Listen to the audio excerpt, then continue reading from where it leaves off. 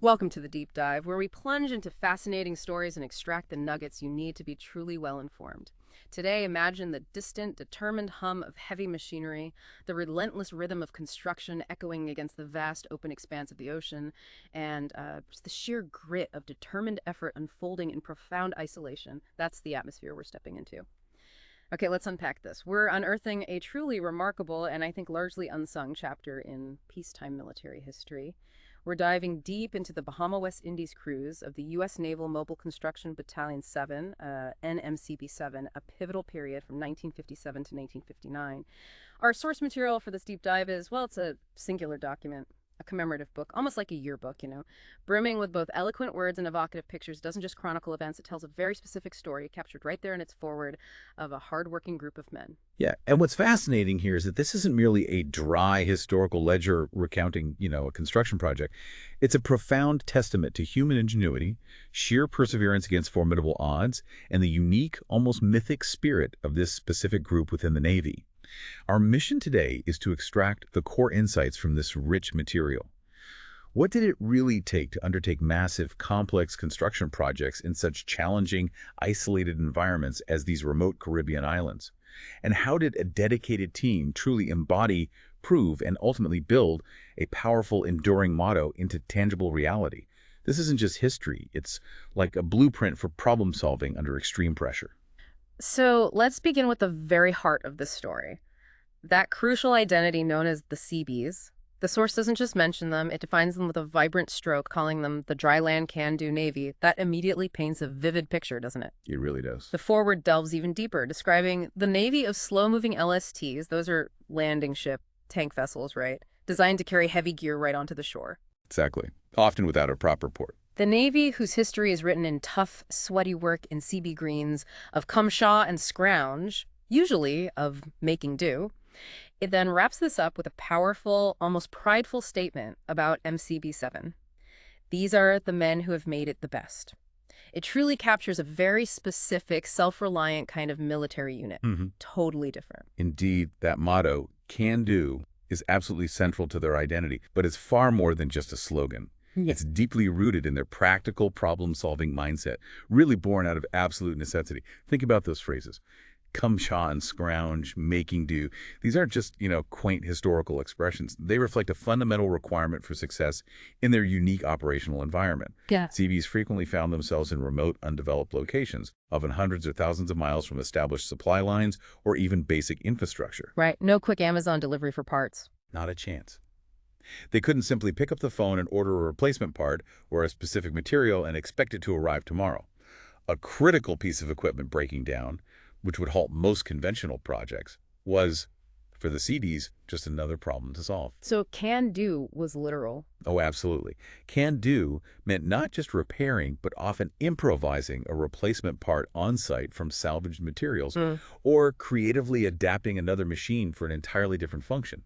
It implied a profound intellectual and practical flexibility, a belief that there's always a way, no matter the obstacle. It's about a proactive rather than reactive stance, anticipating problems and finding solutions on the fly, often with incredibly limited resources. This mindset wasn't just a preference or morale booster. It was a fundamental requirement for survival and success. This identity, shaped by these constant practical constraints, allowed them to take on challenges that others might deem impossible, forging this legacy of overcoming obstacles. And what an immense challenge they took on. The sheer scale of this deployment is something that truly leaped off the page for me. The commanding officer, Commander E. Herbert Jr., states very clearly that this was the largest construction mission undertaken by any one battalion in the history of the peacetime Atlantic Seabees. That peacetime distinction is absolutely key, isn't it? We often hear about monumental wartime engineering efforts, those driven by immediate strategic imperatives, but these peacetime achievements, they can sometimes get overshadowed despite the incredible complexity and dedication involved. Yeah, definitely. If we connect this to the bigger picture, declaring something the largest construction mission in peacetime implies a staggering level of planning, resource allocation, and sustained manpower without the immediate desperate urgency or accelerated processes of war. In a wartime scenario, certain logistical hurdles might be bypassed or fast-tracked due to critical strategic imperatives, or cost or time inefficiencies are tolerated for immediate victory. Makes sense. Get it done now. Right. But in peacetime, the processes are typically more deliberate. The budget scrutiny is tighter, and the sheer weight of bureaucratic and logistical planning becomes immense. This wasn't just about building a few isolated sheds. It was a comprehensive overhaul and expansion effort. It required establishing and maintaining a vast supply chain across challenging maritime routes, meticulous engineering for long-term use, and the sustained, disciplined commitment of hundreds of individuals over an extended period in highly isolated locations. It points to a long-term strategic vision behind these facilities, making the execution even more complex from a planning perspective, as every decision had to be carefully weighed for efficiency and future impact. As you dive into the opening pages of this commemorative book, it becomes, well, agonizingly clear very quickly that this wasn't just about concrete and steel. There was a profound personal cost involved. The book itself is dedicated to the memory of Arthur Gerard Bullard, utilitiesman 3rd Class U.S. Navy, who tragically lost his life while serving on South Caicos. That really brings home the deeply human element of what might otherwise seem like a purely technical endeavor, you know? Just a list of accomplishments. It does, and this dedication immediately raises an important, somber question. What does it tell us about the inherent risks involved, even in peacetime construction operations? It grounds the entire narrative of technical accomplishments in a deeply human experience of sacrifice. Despite the absence of active combat, these environments presented numerous dangers, from the hazards of operating massive, heavy machinery in remote, often unstable conditions, to the challenges of dealing with unfamiliar terrain, unforgiving climate, and the sheer isolation. Yeah, it's not a safe office job. Far from it. Bullard's sacrifice underscores that every structure built, every mile of road laid, carried a potential personal cost for the individuals involved. It highlights the profound commitment these Seabees made, willingly facing dangerous conditions far from home, for a mission that, while not involving direct conflict, was nonetheless vital to national interests and the Navy's global infrastructure. It speaks to a profound sense of duty and the very real dangers that exist even in seemingly benign construction work, especially when undertaken in such demanding, unyielding circumstances where a single misstep can have tragic consequences. Flipping through the messages from the leadership at the front of the book, it's clear they felt that profound sense of responsibility, but also immense pride. Commander Herbert, the commanding officer, and Lieutenant Commander Yortberg, the executive officer, both expressed immense pride in the accomplishments of their battalion and noted that the quality of the work was judged outstanding by their superiors. It wasn't just about getting the job done, it was about getting it done right, to the highest possible standard, despite every obstacle. Definitely. And if we dig into the why behind their messages, it becomes even more compelling. Both commanders explicitly highlight the difficult living conditions, the crowded tent camp, the lack of recreational facilities, and a lengthy separation from our families. These weren't minor inconveniences. These were significant, pervasive challenges that could easily erode morale, foster resentment, and ultimately degrade performance. So easily. Yet the leadership saw these hardships not as hindrances, but as crucibles that forged character and deeply reinforced that can-do spirit. The very act of overcoming these daily discomforts and emotional tolls built a stronger, more resilient unit. Lieutenant Commander Yortberg's message is particularly telling here, I think. He values the experience not just for the professional achievement, the concrete and steel, but for the friends that I have made, for the experience, and for the admiration and respect I have gained for the men who have done this job. That's a deeply humanizing touch from leadership, isn't it? Absolutely. It acknowledges that the personal bonds formed under duress, the shared struggles, and the mutual reliance were as valuable, if not more so, than the physical structures poured. It speaks to a deep mutual respect that underpinned the entire operation, where leaders genuinely admired the grit and spirit of those they led. This kind of leadership, valuing both the mission and the well-being of the personnel, is crucial in remote, high-stress environments. It truly paints a picture of extraordinary leadership and an extraordinary group of individuals. And the executive officer specifically affirmed that these younger, less experienced peacetime Seabees, who hadn't necessarily seen combat, proved they are fully capable of living up to the motto, "Can do," and capable of tackling any task which may be presented. It's a testament to their inherent capability and the rigorous training they received, regardless of whether they had combat experience or not. They truly lived and breathed the motto, proving it with every block laid and every road paved. Yeah, they really did. So, with that incredible spirit and foundational ethos established, let's turn our attention to how they actually began this monumental undertaking. Every massive project needs a trailblazing force, a vanguard, right? Right. And for this Bahama West Indies cruise, that was Detachment India. They were the advance party, arriving at Grand Turk in San Salvador in October of 1957, months before the main battalion. Their crucial task was to prepare the uninhabited or minimally developed terrain for the much larger contingent that would follow. Imagine stepping onto these remote islands with nothing but your tools, your resolve, and the daunting mission ahead. Yeah, and the source vividly describes the early harsh challenges they faced. Wind, dust, and mud were immediate realities, not abstract concepts. These conditions drove home the immediate, undeniable need to prove the can-do motto by make do.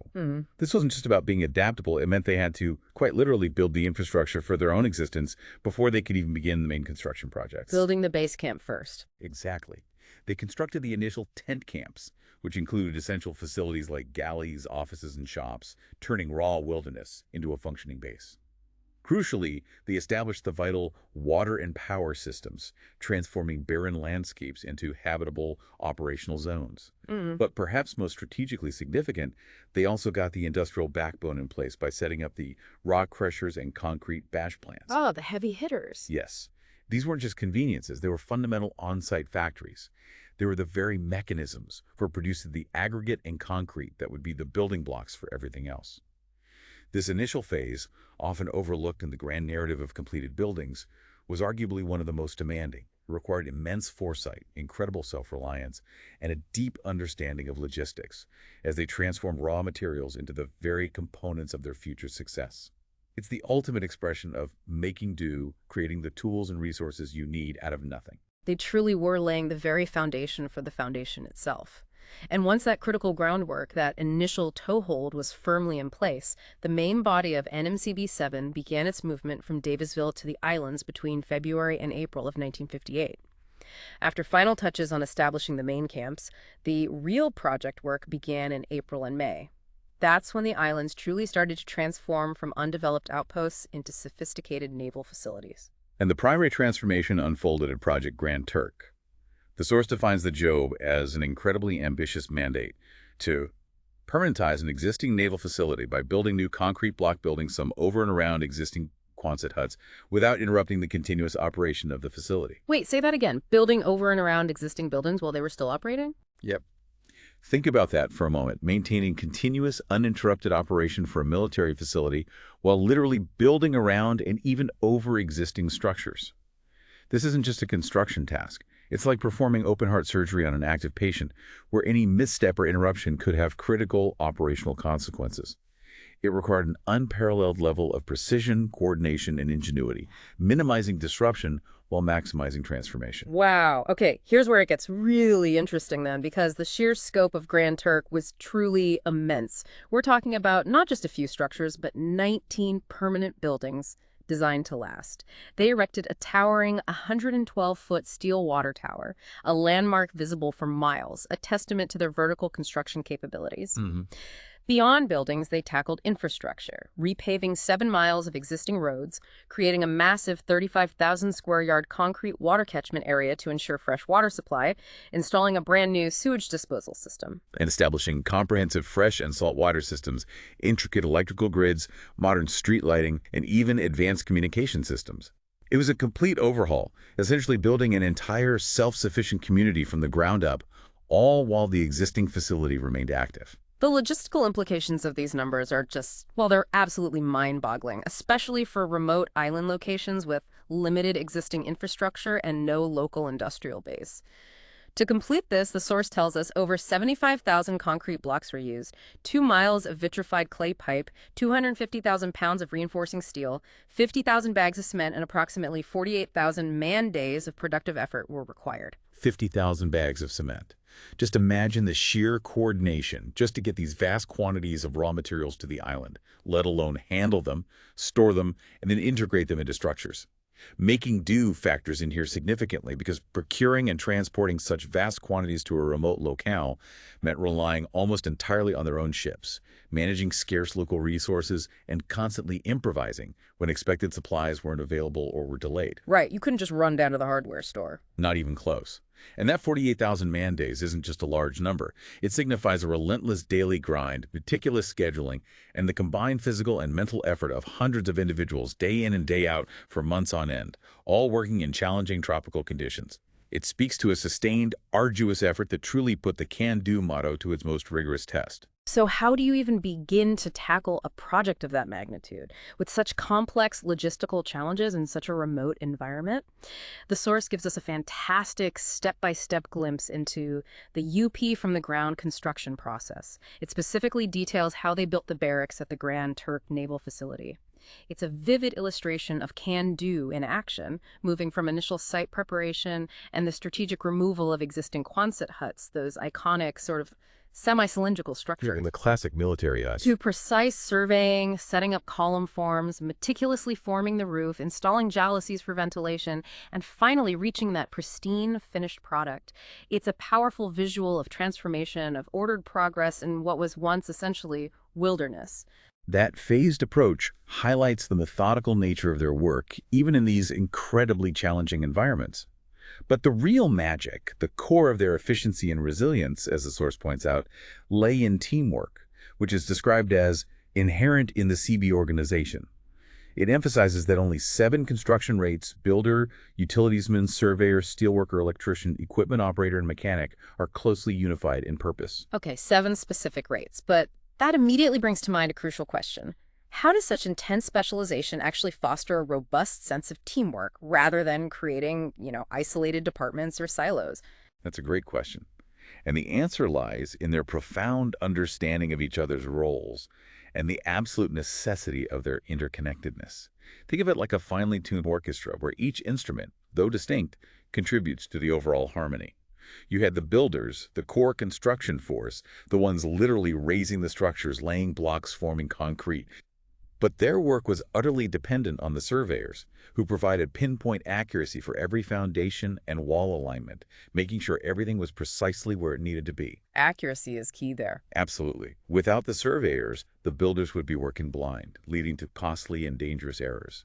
Then you have the backbone of heavy operations, the equipment operators, who moved mountains of material, excavated sites, and handled the heavy lifting, quite literally. EEOs. And who kept those massive earth movers, cranes, and trucks running day in and day out, despite the unforgiving environment and lack of spare parts. The unsung construction mechanics. They were the only rates specifically designed for maintenance, tirelessly keeping the vital machinery operative, often performing major overhauls under improvised conditions. The CM's vital. If the equipment stops, everything stops. Exactly. Without them, the entire project grinds to a halt. Next, consider the essential services. The utilitiesmen have the vital complex task of ensuring water supply and managing waste, critical for health and habitability, especially in a tropical climate. They handled everything from plumbing to air conditioning to sanitation. Remember, Arthur Bullard was a UT. Right. A crucial and sometimes dangerous job. Very much so.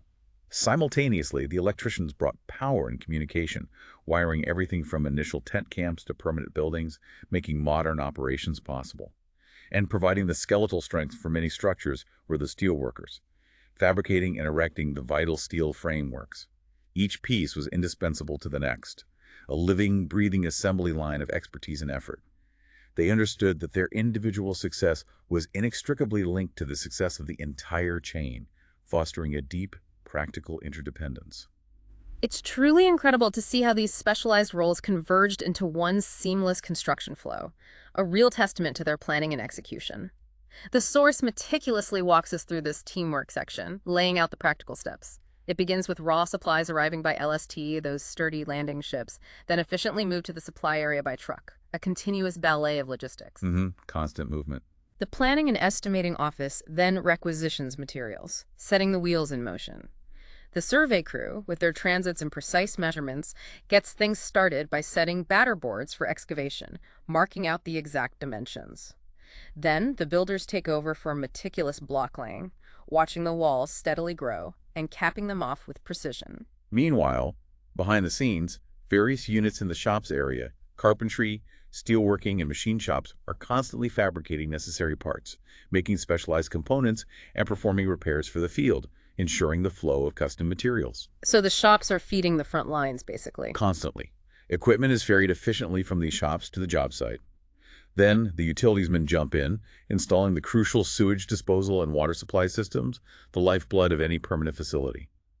The builders, having expertly finished the walls, construct the forms for the roof pour, while the electricians strategically place conduit for all future wiring. Simultaneously, in a remote quarry, the blasters and equipment operators work hand in hand, often in searing heat, to provide raw rock for the crusher, essential for concrete. Making their own aggregate. Right.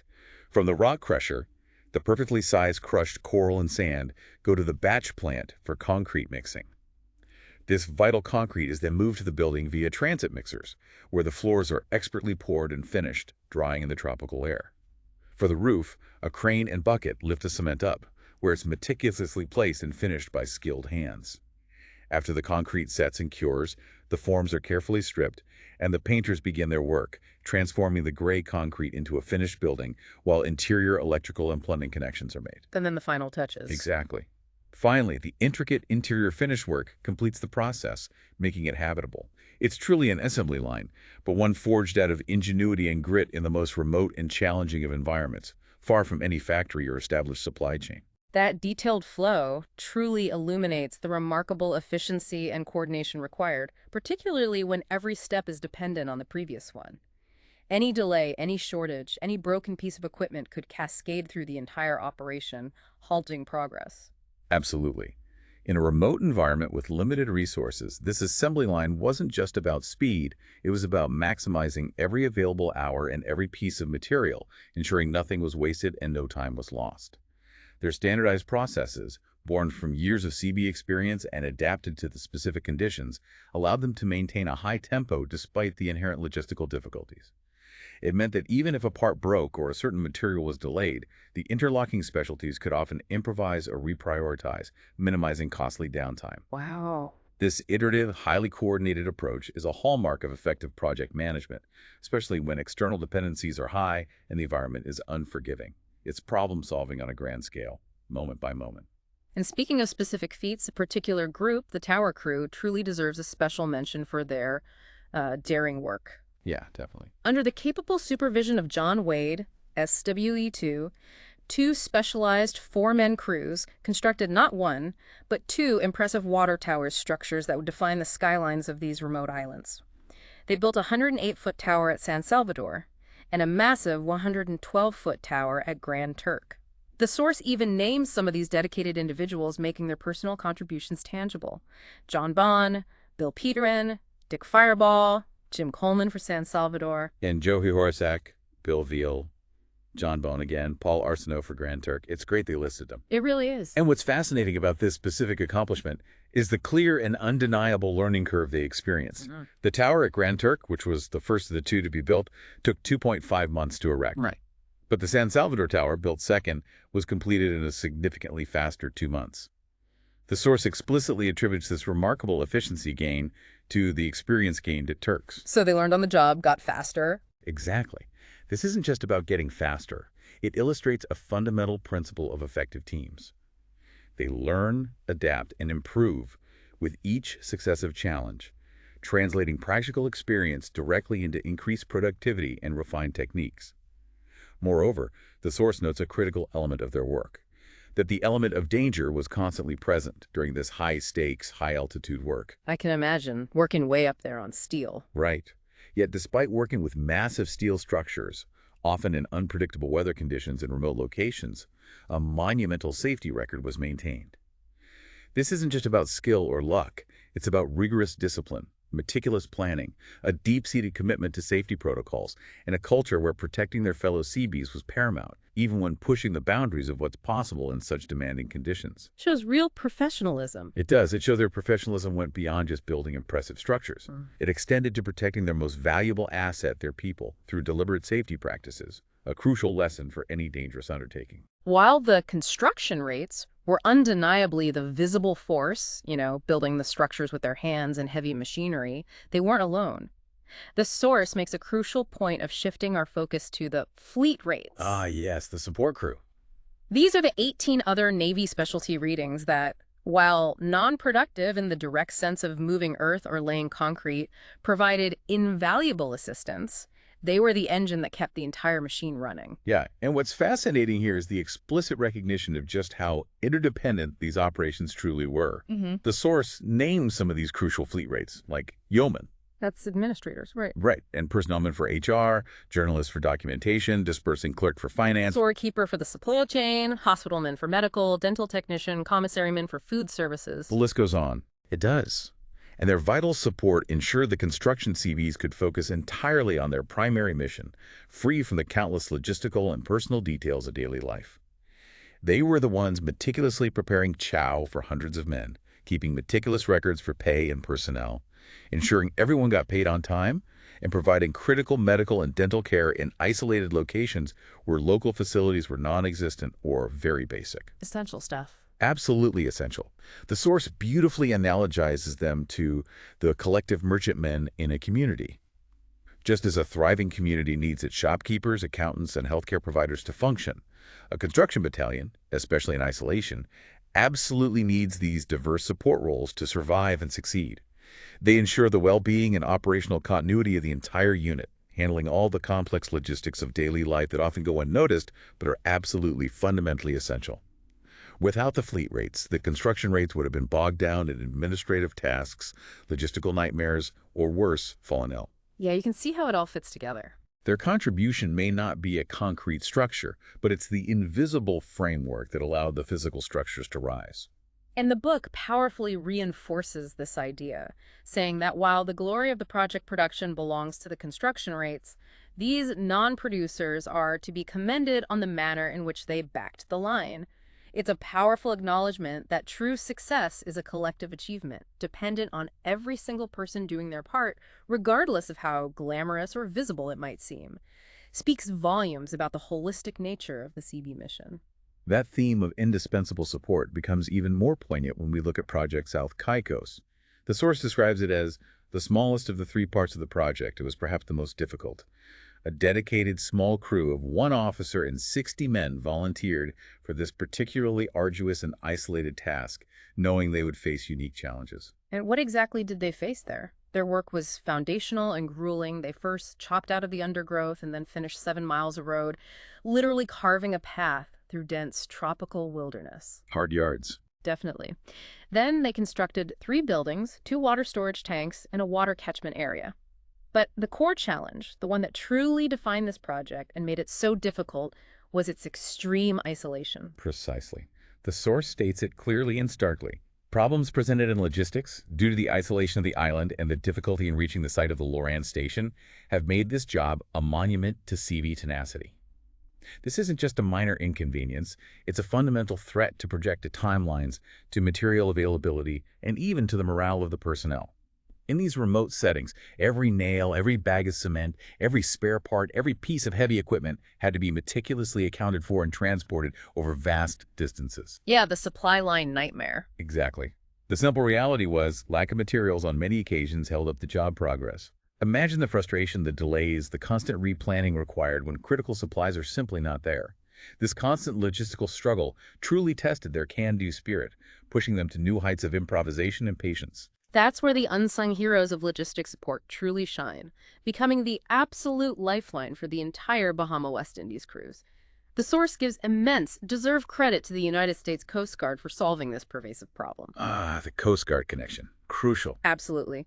The USCG cutter Gentian, for instance, became their maritime workhorse. She tirelessly moved material via barge, making 39 trips from Grand Turk to South Caicos, providing transport for 5,330 tons of cargo. 5,300 tons. That's incredible tonnage. She covered an astonishing 14,000 miles in the 15 months she assisted MCB7. This wasn't just occasional help, it was a sustained, heroic effort that literally kept the project supplied. And it wasn't just the Gentian. The LCM, a 50-foot landing craft affectionately named Creep, was assigned permanently to the battalion, becoming an integral part of their daily operations. Creep, love the name. Yeah, me too. This Creep made an incredible 101 trips from Grand Turk to South Caicos, logging 1,425 hours of operation and 3,360 miles. She provided transport for 100 tons of cargo and 286 passengers, underscoring her versatility and critical role in connecting the isolated outposts.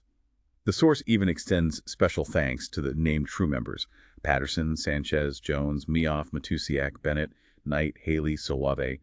Listing them out really highlights the individual contributions to the collective success.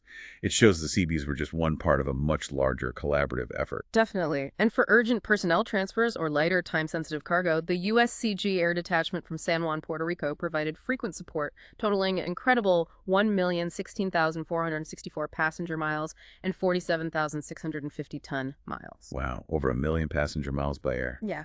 When you combine the tireless work of the Gentian, the dedicated runs of the Creep, and the crucial rapid response of the air detachment, it's abundantly clear that the Seabees, for all that ingenuity and resilience, simply couldn't have achieved their mission without the consistent, unwavering support of the U.S. Coast Guard. Absolutely.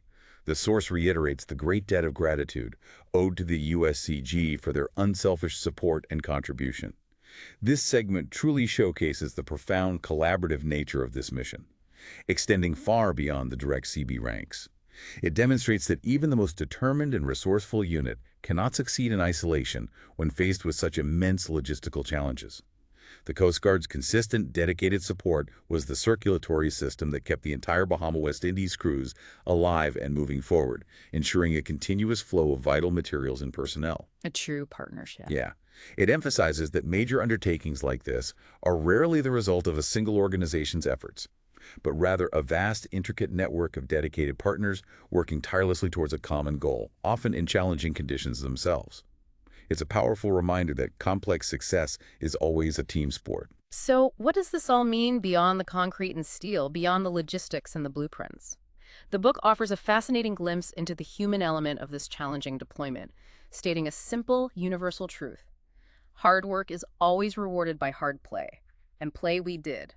It brings a crucial dimension to the story, reminding us that these were real people, living in incredibly challenging, isolated conditions, grappling with immense pressures. Yeah, and the source offers vital insight into how morale was not just maintained, but actively cultivated and rigorously protected through spontaneous humor generated and dictated by our all-male society. It lists specific relatable examples: the water jug and coffee pot bull sessions, the 1,600 beers with the fellows, the tent chatter after taps, all helped build a mutual ability to laugh at the most heartbreaking upsets. Those little moments become huge, don't they? Absolutely huge. This wasn't just about blowing off steam. It's about psychological resilience in the face of relentless work and profound isolation. Laughter, shared experiences, and camaraderie became essential, informal tools for coping with the prolonged separation from family, the lack of traditional recreational facilities, and the inherent frustrations of massive construction projects in a challenging environment. These moments forged a bond that went beyond military hierarchy, creating a tight-knit fellowship. The poignant quote, "We carry home a fierce pride for our accomplishments, but through the years it will be the spirit of fellowship which will remain as a fond past of our memories," really underscores that the human connections formed under these trying circumstances were as valuable, if not more so, than the physical structures they left behind. They were building not just facilities, but an unbreakable sense of community. It's clear that their impact went far beyond their military mission, too. The book also highlights a beautiful, unexpected example of community engagement during Christmas time, 1958. Even though the men themselves were hundreds of miles from their loved ones, enduring their own separation, they selflessly focused their efforts on making Christmas a little more pleasant for the natives of Grand Turk. That's amazing. Yeah, they organized gifts, given fruit, candy, and toys, and the source notes that the festive spirit of Christmas prevailed. This act of spontaneous generosity, in a situation where they might have been focused solely on their own hardships, shows a profound sense of responsibility and a genuine spirit of cultural exchange.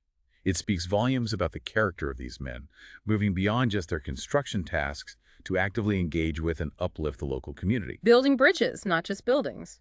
Exactly.